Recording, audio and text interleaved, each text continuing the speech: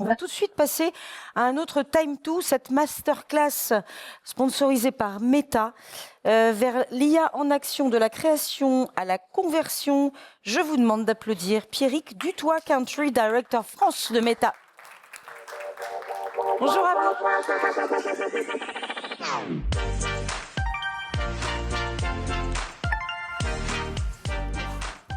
Bonjour, bonjour. Petit défi de midi 15. Vous avez faim sûrement. Et ça, c'est le défi. L'avantage, c'est que j'ai vu plein de choses ce matin et je vais pouvoir rebondir dessus aujourd'hui. Alors, je vais vous parler de l'IA en action pour passer justement, on parlait de l'année du mobile qui se réalisait jamais. Moi, je pense que l'IA est là, elle est bien là, elle est là depuis un moment. Et je vais vous dire un petit peu ce que ça veut dire chez nous, chez Meta, mais surtout ce que ça veut dire pour vous et comment est-ce que vous pouvez l'utiliser. Je suis donc le directeur général de Meta en France depuis un peu plus de 3 mois maintenant. Et pendant les 2 dernières années, j'étais CDO chez Coty, ce qui a été toujours très intéressant, justement pour plonger, non pas dans les big tech, mais dans une société plus traditionnelle et voir ce qui se passe dans l'IA. Et c'est intéressant, je vais utiliser un petit peu ça aujourd'hui pour vous donner un peu de ma perspective. Donc ça, c'est le sujet qui va me permettre de rebondir sur des choses très concrètes pour vous. Aujourd'hui, j'ai pu aussi, en étant...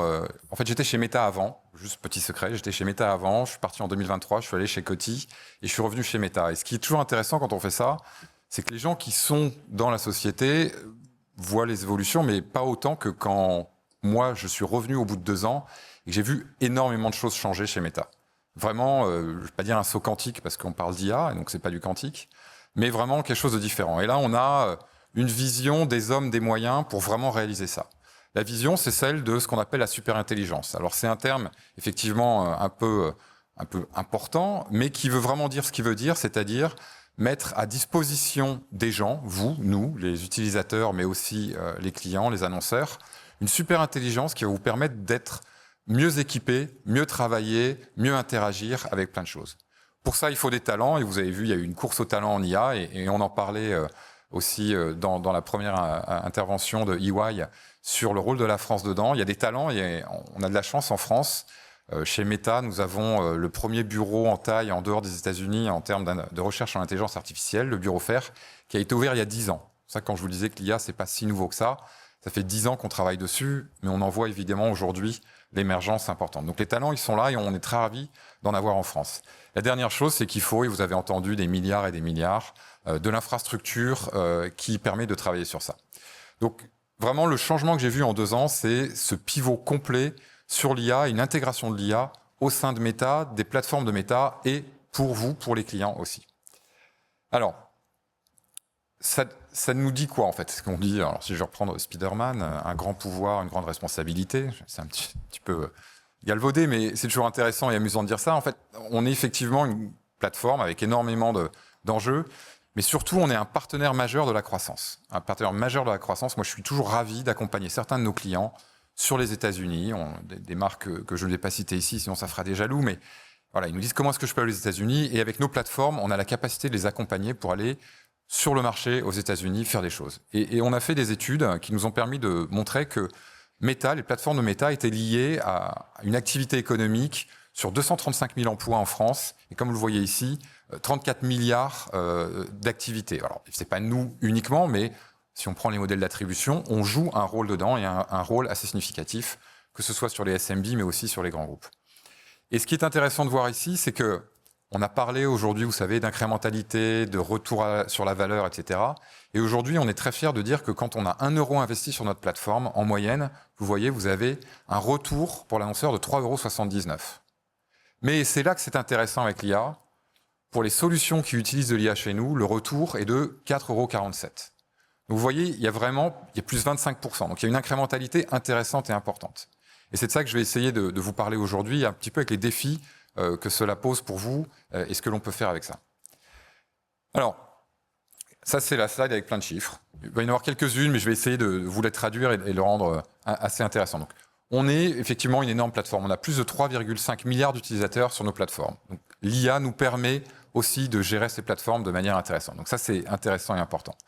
Mais ce qui est vraiment intéressant, c'est depuis qu'on a mis de l'IA, et vous l'avez vu, vous savez, quand vous étiez sur Instagram ou Facebook au tout début, vous n'aviez que les infos, que le feed des gens que vous suiviez.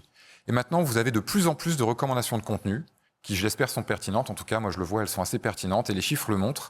Vous voyez, on a une augmentation, en fait, de 7%, 6% sur Instagram, 35% sur Threads, du temps passé sur la plateforme. C'est-à-dire que l'engagement, ce que l'on crée avec ces recommandations, fonctionne vraiment.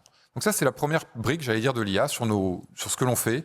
Et c'est aussi une leçon pour vous, c'est le contenu qui est recommandé par l'IA, quand on a les bons signaux, permet vraiment d'être plus pertinent et plus intéressant. Ce que vous voyez aussi ici, c'est que, évidemment, ça fait plus d'audience pour les annonceurs. Donc ça, c'est aussi un sujet intéressant. À des moments où on pourrait avoir une sensation de saturation et on se dit 3,5 milliards, c'est quand même énorme, qu'est-ce qui va se passer? On voit qu'avec cet engagement, on a aussi plus de temps passé, et en particulier sur la vidéo. Et juste un chiffre comme ça, pour vous le voyez, on a, vous savez, le format Reels sur nos plateformes. On a plus de 4 milliards de Reels qui sont partagés tous les jours sur la plateforme entre les gens qui se les échangent. C'est assez intéressant.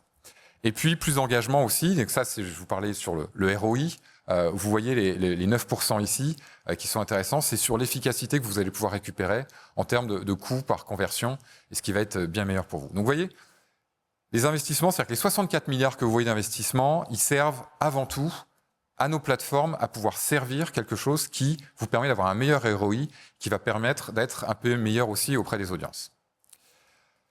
Donc aujourd'hui, l'IA chez Meta, comment est-ce qu'elle est utilisée? Alors, je vous l'ai dit, publicité améliorée, je vais en parler un petit peu plus loin derrière. Les expériences engageantes.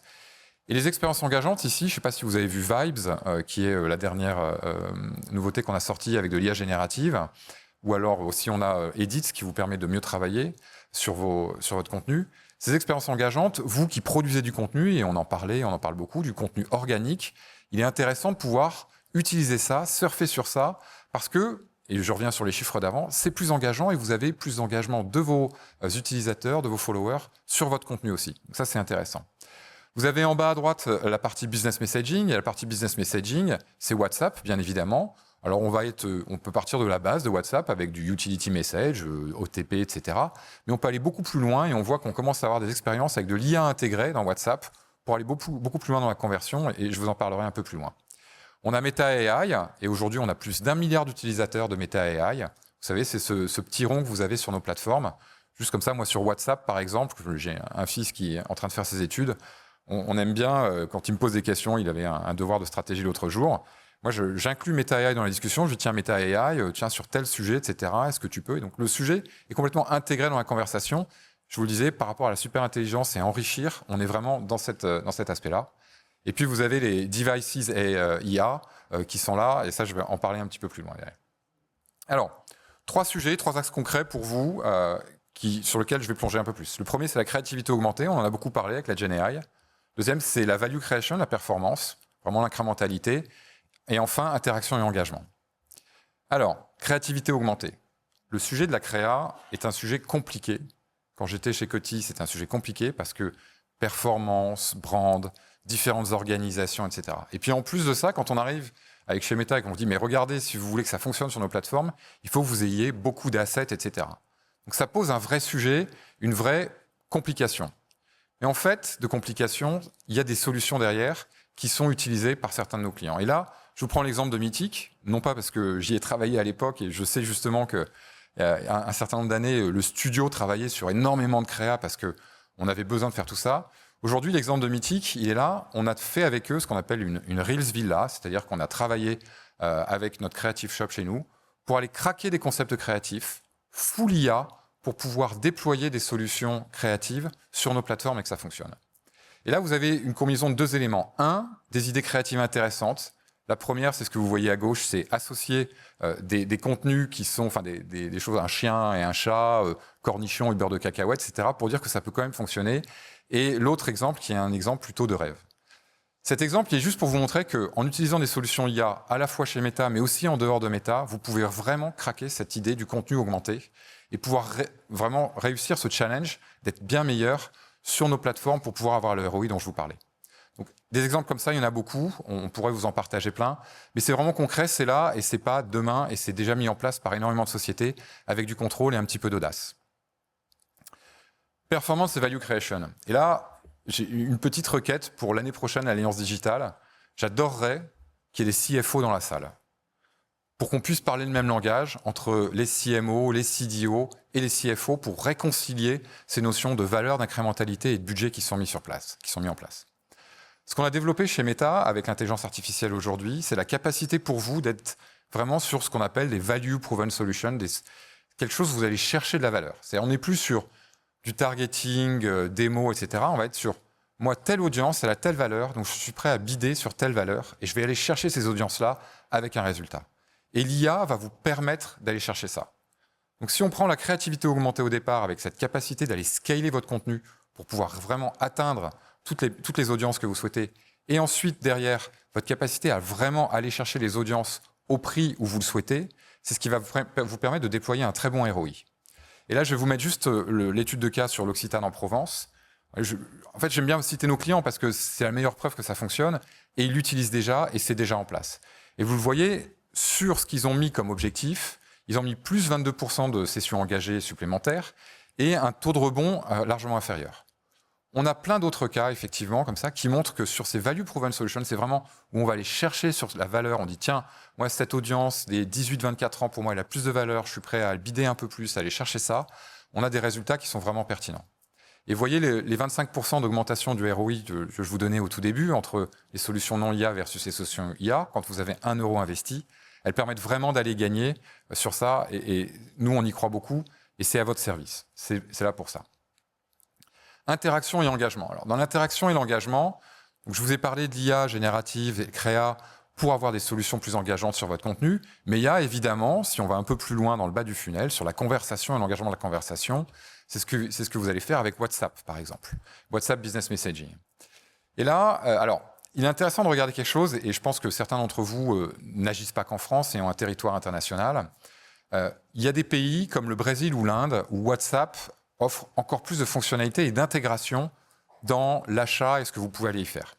Là, j'ai pris le cas de Club Med. Le Club Med, en fait, ils se sont rendus compte dans leur parcours qu'il y avait une partie de l'achat, du final, la conversion, qui se faisait finalement au téléphone, hors site. Ils se sont dit, mais comment est-ce qu'on pourrait améliorer ça ? Et donc, ils ont fait un click to WhatsApp à partir de leur site pour pouvoir aller finaliser ça sur WhatsApp. Et vous voyez les chiffres, et je ne vais pas les détailler ici, mais ils parlent d'eux-mêmes. Il y a eu, et ce que j'aime bien, c'est la satisfaction, les 86% de satisfaction, c'est-à-dire que dans l'expérience client, l'intégration ici, avec WhatsApp, elle est bien meilleure. Et donc, vous imaginez demain, si en plus vous êtes capable, on a parlé d'Agentic AI, d'avoir un agent IA à l'intérieur de WhatsApp qui vous permet d'être encore plus réactif 24 heures sur 24, la puissance de ce que vous avez. Donc, vous voyez, si je reprends les éléments entre la créativité augmentée que vous pouvez avoir, qui va avoir des sessions plus engageantes, qui va vous permettre d'aller chercher les solutions value proven, vraiment là où vous avez cette performance et ce ROI, et les éléments de conversion que vous pouvez avoir au final, sur cette chaîne de valeur de l'IA, vous êtes vraiment gagnant. Et ça, c'est à votre disposition. Alors, juste un point ici, évidemment, c'est sur nos plateformes, mais vous avez aussi besoin parfois de partenaires extérieurs, et vous savez, en termes de créa, mais aussi ici, quand on parle de WhatsApp, on travaille avec des business partners qui permettent l'intégration dans vos systèmes, parce que c'est des solutions complexes. Moi, je suis très content qu'on travaille avec tout un écosystème, et on le voyait ce matin dans EY, la value proven, enfin, la value generated, elle est aussi dans cet écosystème, et on aime que ce soit réparti et décalé sur ça. Je vais aller, parce que j'ai envie de passer un peu plus de temps sur Et demain. Alors, je sais que Google avait un Et demain, mais il était beaucoup moins joli, je trouve aussi. Je suis désolé, j'ai envie de le dire comme ça. J'aime bien avoir cette petite compétition. J'ai travaillé chez Google, donc je peux me le permettre. Voilà, je le fais aussi. Demain, qu'est-ce qui va se passer ? Alors, demain, on a une vision, je ne sais pas si vous l'avez vu, ça. On a vraiment ce qu'on appelle les wearables, donc les lunettes connectées, avec 3 éléments ici. Alors, les Ray-Ban Meta, donc on en est à la génération 2, qui sont augmentés au sens de vous avez une batterie qui est plus longue et vous avez des fonctionnalités qui sont intéressantes. Moi, il y a une fonctionnalité que j'aime beaucoup dedans. Vous savez, quand vous êtes au restaurant ou quand vous êtes dehors et que vous avez beaucoup de monde et beaucoup de bruit autour de vous, c'est parfois difficile de se concentrer sur ce que vous dit la personne. Et vous avez une petite fonctionnalité qui s'appelle Focus, qui vous permet vraiment de comprendre et d'entendre bien mieux ce que dit la personne en face de vous. Et c'est l'IA qui permet de le faire. Donc, on est vraiment sur de l'agent IA intégré. Vous avez Oakley Meta Vanguard. Et pour ceux qui font du sport, je le recommande. Moi, j'en ai une paire, et que ce soit pour courir, faire du vélo ou aller au ski. Les infos que vous pouvez avoir, les photos que vous pouvez prendre, ces moments où vous avez les mains libres. Je ne sais pas si vous faites de l'escalade, par exemple. Vous voulez prendre une photo à un moment sympa. Il faut vous poser. Vous êtes sur vos 3 points. C'est compliqué. Vous avez des petites choses comme ça qui sont intéressantes, mais aussi vous avez une couche d'IA derrière, et c'est intégré à Strava et Garmin, par exemple, qui vous permettent vraiment, si vous êtes un peu data-oriented, et ce que je suis moi en particulier pour le sport, d'avoir des choses très intéressantes là-dessus. Et puis, vous avez les Meta Ray-Ban Display.